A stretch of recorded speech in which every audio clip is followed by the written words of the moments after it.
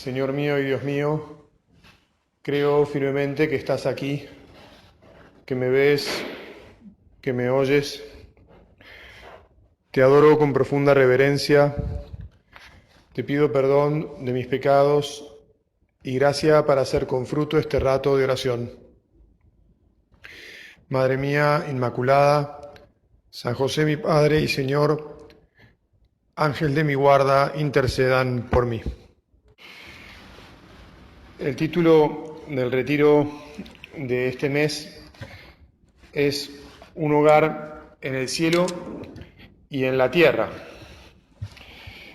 Y realmente es un título animante, me parece a mí, para todos los que creemos en el Señor, porque nos da la posibilidad de reflexionar sobre algo tan esencial y querido, digamos así, para todos los seres humanos, que es el tema del hogar. Y si además nos dicen que es un hogar en el cielo y en la tierra, pues mejor todavía, ¿no?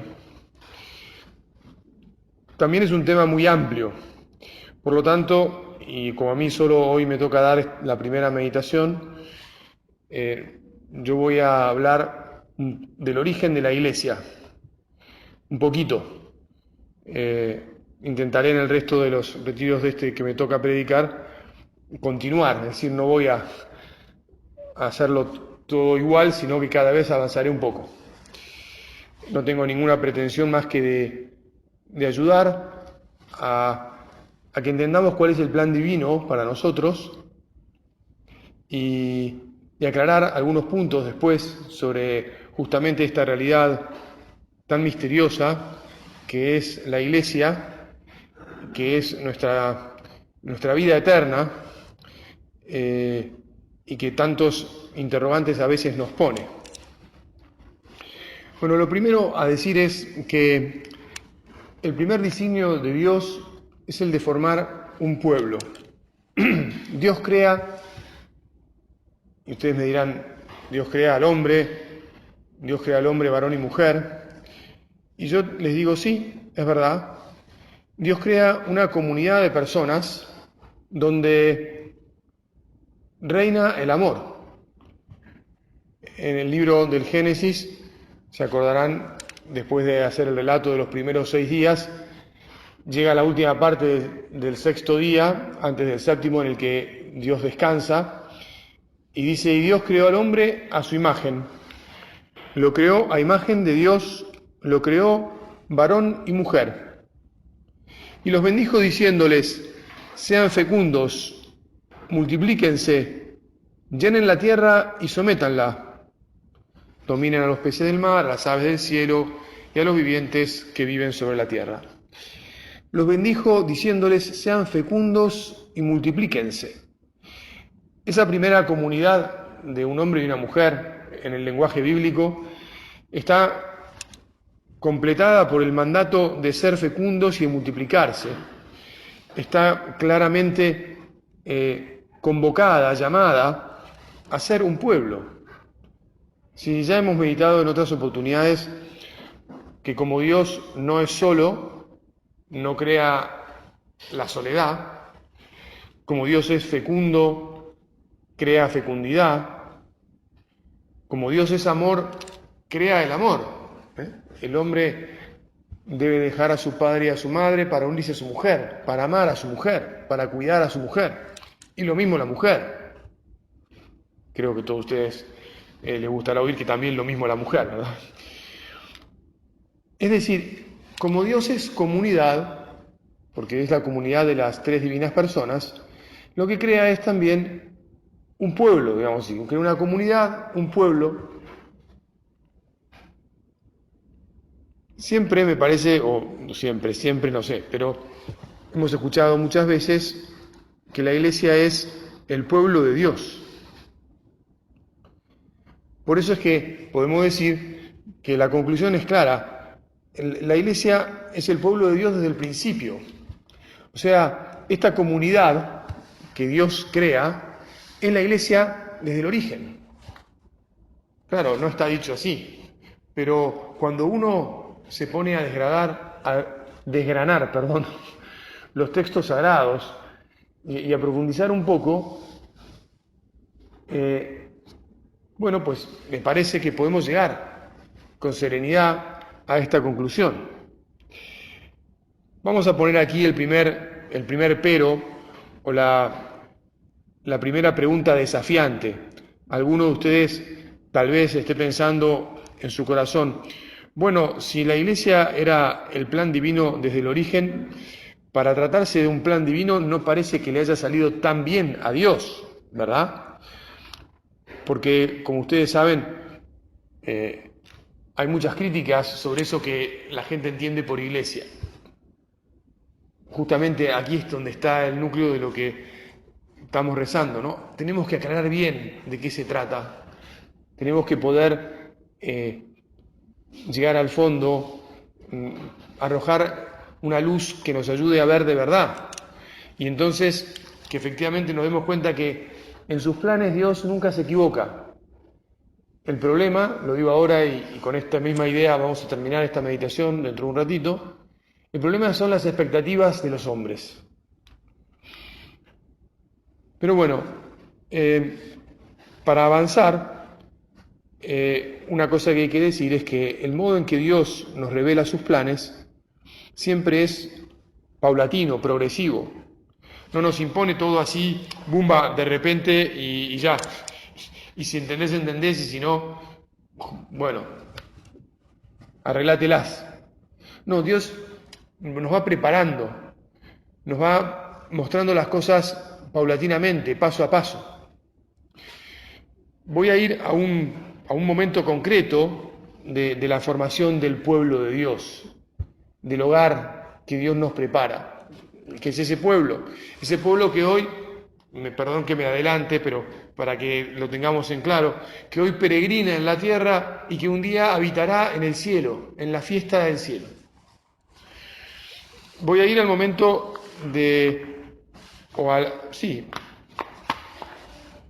a la ley que Moisés nos dio a todos, bueno, en el desierto, y en concreto al cuarto precepto del Decálogo, porque justamente sobre ese cuarto precepto, digamos, podemos decir que es que Dios va como forjando la idea del pueblo. A ver, ya venía forjada desde antes, pero la idea del pueblo como nación, como unidad, que cada vez es más y más compacta. Evidentemente, Dios le está dando esta ley a Moisés, a quien se le apareció diciéndole que era el Dios de sus padres, es decir, de los patriarcas, de Abraham, de Isaac, de Jacob, de aquellos, bueno, de Abraham al que sacó de la tierra de los caldeos y que lo hizo peregrinar a una tierra desconocida que le prometió, ese mismo Abraham al que le dijo que iba a ser padre de una descendencia más numerosa que las estrellas del cielo y que las arenas del mar. ¿Se acuerdan, verdad? O sea, de ahí está, ven, todo el lenguaje divino que nos va diciendo, yo me estoy ocupando, yo me ocupo, yo desde el principio, yo tengo todo en mi cabeza. Y nosotros, te insisto, vale la pena que, mirá vos, efectivamente, no es que de repente, ¿no? Y la iglesia es una especie de meteorito que aparece y que encima tiene como muchos defectos. No. Entonces, fíjate cómo dice el libro del Éxodo 20:12, simplemente el cuarto mandamiento de la ley que Moisés, de parte de Dios, le da al pueblo: honra a tu padre y a tu madre, así se prolongarán tus días en la tierra que el Señor tu Dios te va a dar. El precepto va dirigido, comenta el Papa Benedicto XVI, en este libro que se llama Jesús de Nazaret, va dirigido a los hijos y habla de los padres. Refuerza, por tanto, la relación entre las generaciones y la comunión de la familia. La familia es la que vive en un hogar. Todos los seres humanos estamos llamados a ser familia. Por ser criaturas tenemos esa primera filiación divina, que como bien sabemos después será enriquecida por la sangre de Jesús derramada en la cruz, y entonces nos convertirá en hijos adoptivos como Él, ¿verdad? La comunión de la familia como un orden querido y protegido por Dios. El hecho de que somos una familia, que somos un pueblo, que tenemos un mismo Señor, una unidad, es algo que está desde el origen.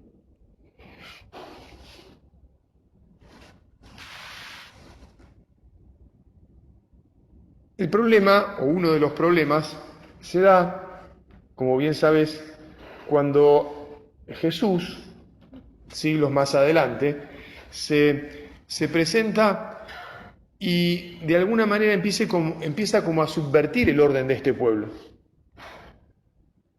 Yo me voy a saltar, ustedes tienen buena formación y ya saben todo lo que me estoy saltando, ¿no? Me estoy saltando los 40 años en el desierto, no hemos mencionado la liberación, pero vale la pena decirlo, ¿no? La liberación de Egipto, todo lo que ellos suponen como conformación de un pueblo que es liberado y conducido por Dios a través de un mar. Acuérdense que las aguas del mar eran las aguas del mal, y también la esclavitud, obviamente, es un mal. Es decir, un Dios que salva, un Dios que forja esta familia, a la que después finalmente le da la tierra prometida. Se la da después de purificarla. Los 40 años, ¿se acuerdan ustedes?, en el desierto, son consecuencia del pecado de falta de confianza, y que ellos piensan que no van a poder tomar ese pueblo. Cuando vuelven los enviados y le dicen, mirá, la tierra es maravillosa, pero las gentes que habitan ahí son muy grandes y nosotros no las vamos a poder vencer. Y entonces dice, sí, ¿ustedes piensan que no la van a poder vencer? Solo 2 de los enviados dicen, no, sí, vayamos a conquistarla, el Señor nos la dará. Y todos se oponen y empiezan a criticar a Dios. Bueno, entonces Dios dice, ninguno de los que piensa que va a poder entrar, va a entrar. Van a morir en el desierto, hasta que los que tengan menos de 10 años, esos son los que van a entrar, porque ustedes no confían en mí. Ahí ya también hay otra gran enseñanza, ¿verdad? ¿Cuál es el pueblo de Dios? Es el pueblo de los que confía en Dios. Bueno, pero saltándome todo esto, que podríamos desgranar más todavía, voy allá el tiempo en el que Jesús, hecho hombre, el Dios hombre, perdón, nos está como revelando más y más cuál es el destino de ese pueblo y cómo es ese pueblo. Y él es como que va subvirtiendo el orden que había dejado Moisés. El orden que trae Jesús es un orden diferente. Dice, Jesús pone en cuestión precisamente esta relación. Cuando le dicen la relación que había entre los padres y los hijos, la relación con la tierra, ¿no? Así, cuando le dicen que su madre y sus hermanos están fuera y quieren hablarle, él responde, ¿quién es mi madre y quiénes son mis hermanos? Y señalando con la mano a los discípulos, dijo, estos son mi madre y mis hermanos. El que cumple la voluntad de mi Padre del cielo, ese es mi hermano, mi hermana y mi madre. Aquí va como instalando una nueva constitución para el pueblo. Antes el pueblo era el que cumplía la ley, la Torá, las tablas de la ley que había dado Dios en el desierto.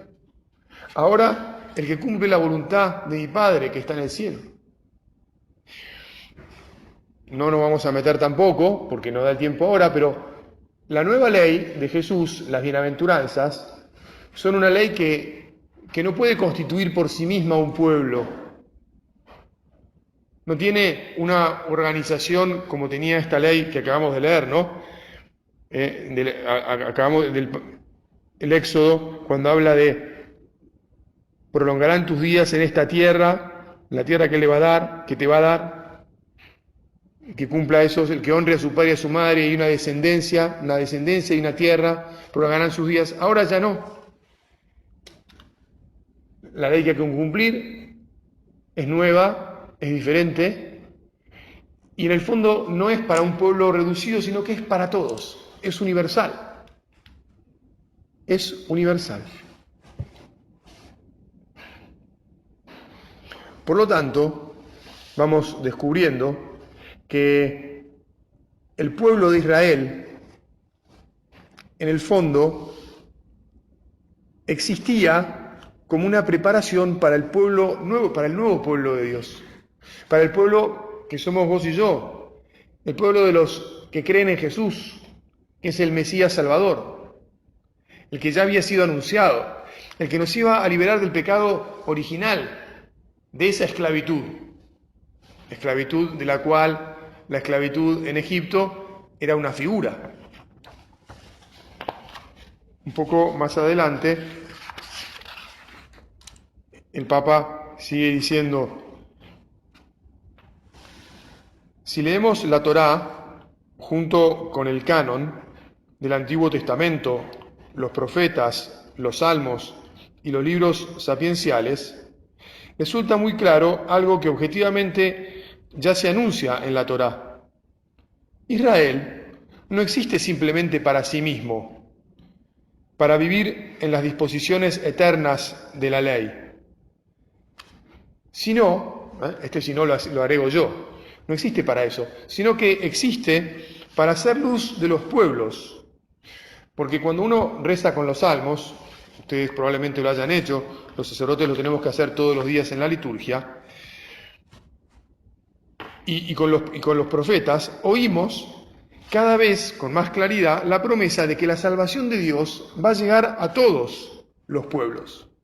Es decir, este hogar del que estamos hablando no es un hogar solo para unos descendientes de una sangre determinada, de una tierra determinada. Por eso es que la iglesia es la casa común de todos los creyentes, es el hogar de los cristianos, pero no es un hogar delimitado por una tierra, sino por una fe, por una unión con Dios. Bueno, Jesús, por eso, y lástima que ya se me acabó el tiempo casi, Jesús ocupa el lugar, junto con sus discípulos, el lugar de Dios. Por eso es que es tan terrible para los fariseos, para los doctores de la ley, las cosas que decía Jesús. Por eso es que los escandalizaba y por eso es que no pueden aceptar ese lugar donde él mismo se ponía. Por ejemplo, ¿se acuerdan de esta expresión? Habéis escuchado que se os dijo, pero yo os digo. ¿Qué es esto, no? Pero para ellos era un escándalo. ¿Cómo que? Ahora vos, ¿y vos quién sos? Y además vos te haces el hijo de Dios, te haces igual a Dios. Estás ocupando un lugar que no te corresponde, no puede, vos sos reo de muerte. Claro, si uno no cree que es el Mesías, efectivamente, dentro de los preceptos de los judíos, y bueno, quien se hace como Dios no puede estar entre nosotros. Hay que eliminarlo, y eso es, dentro de su lógica, lo que terminan haciendo con Jesús, ¿verdad? Esta subversión en el ámbito social tiene su fundamento y su justificación en la pretensión de Jesús de ser, junto con sus discípulos, origen y centro de un nuevo Israel. Estamos de nuevo ante el yo de Jesús, que habla al mismo nivel que la Torá, al mismo nivel de Dios. ¿Ven? Esto está dicho con mejores palabras ahora que lo leo del libro, ¿verdad? Se entiende bien clarito. Es que Dios sigue revelándose y sigue como explicándonos cuál es su plan de volver a unirnos con Él, su plan original, que no era que nos separáramos de Él, pero Dios siempre, digamos así, tiene plan B, C, D, o sea, tiene todos los planes. Él es Dios y nada le va a hacer caer sus designios amorosos, el amor que tiene por sus criaturas. Bueno, llegada la plenitud de los tiempos, queda claro que todo lo anterior nos da luz sobre lo actual, pero que no era lo definitivo, sino que era preparación, que era figura para lo que ahora estamos viviendo, esta nueva configuración. Bueno, ya tenemos que dejar por hoy. Te decía que iba a terminar con la idea sobre las expectativas. Evidentemente hay mucho más para decir y para rezar sobre la historia de la Iglesia, sobre el origen, de cómo Jesús funda la Iglesia y de su desarrollo, sobre la actualidad de la Iglesia y sobre el escándalo que a veces supone la Iglesia y que nosotros tenemos que, por un lado, conseguir encajar en nuestras vidas, por otro lado tenemos que saber defender, tenemos que saber transmitir y enseñar, inspirar a los demás con la verdad, para que no queden confundidos. Por eso es que, en la medida que estudiemos, que leamos, que recemos, conseguimos superar ese espacio que se da entre unas expectativas a veces equivocadas, demasiado humanas, ¿no? Están los que, y no me quiero alargar, pero están los que quieren que haya ya mismo aquí un orden social justo y perfecto.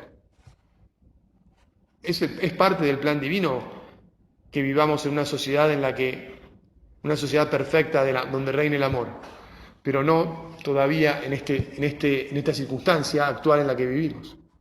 Bueno, lo veremos en la próxima meditación. Vamos a pedir, como siempre, a nuestra Madre, a quien sabemos invocar como Madre de la Iglesia, que nos ayude a conocer cada vez más esta realidad de la que todos somos parte, a la que estamos llamados por Dios, a este hogar, aquí, pasajero, en la tierra, un hogar de peregrinaje, para llegar después al hogar definitivo del cielo. Te doy gracias, Dios mío, por los buenos propósitos, afectos e inspiraciones que me has comunicado en esta meditación. Te pido ayuda para ponerlos por obra. Madre mía Inmaculada, San José mi Padre y Señor, Ángel de mi guarda, intercedan por mí.